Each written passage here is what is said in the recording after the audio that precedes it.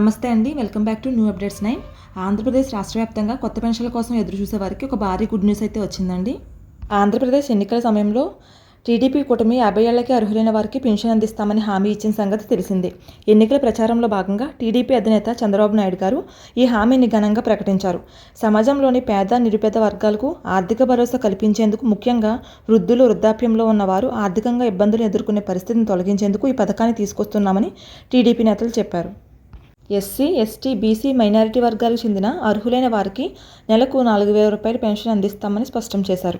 ఈ హామీ ప్రజల్లో విశేషమైన ఆకర్షణ తీసుకొచ్చిందని, చాలామంది వృద్ధులు, నిరుపేదలు ఈ హామీ అమలుకు ఆసక్తిగా ఎదురుచూస్తున్నారు.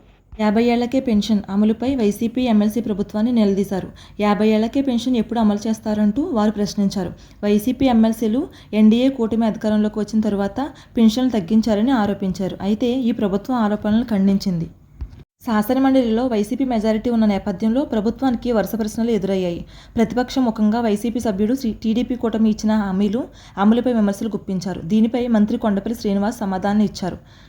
రాష్ట్రంలో పెన్షన్లు తగ్గించలేదు, చనిపోయిన వారి పేర్లను మాత్రమే తొలగించాం, అర్హులైన వారికి పెన్షన్లు అందించేందుకు ప్రణాళికలు సిద్ధం చేస్తున్నాం అని స్పష్టం చేశారు. సామాజిక భద్రతా పెన్షన్ వ్యవస్థను టీడీపీ ప్రభుత్వం పునాది వేసిందని మంత్రి కొండపల్లి శ్రీనివాస్ గుర్తు చేశారు.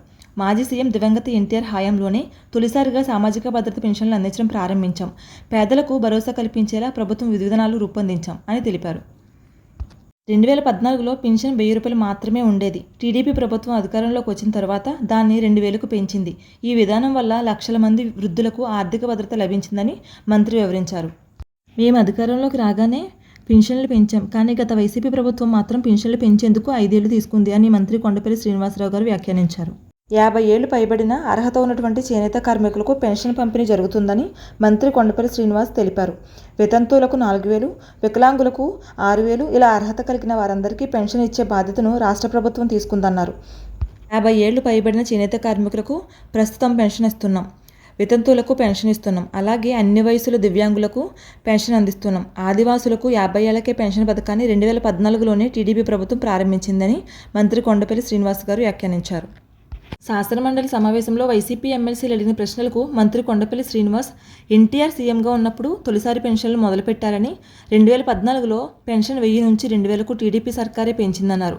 వృద్ధాప్య పెన్షన్తో పాటు మత్స్యకార, ట్రాన్స్జెండర్ పెన్షన్లు కూడా ఇస్తున్నామని, ఇప్పటి వరకు కేవలం కాలం చేసిన వారి పెన్షన్లు మాత్రమే తొలగిస్తున్నామని వ్యాఖ్యానించారు. ఇలాంటి మరెన్నో యూజ్ఫుల్ ఇన్ఫర్మేషన్ కోసం మన ఛానల్ని ఇప్పుడే సబ్స్క్రైబ్ చేసుకోండి. అలాగే ఈ వీడియోని మీ ఫ్రెండ్స్ అండ్ ఫ్యామిలీకి షేర్ చేయండి. Thanks for watching.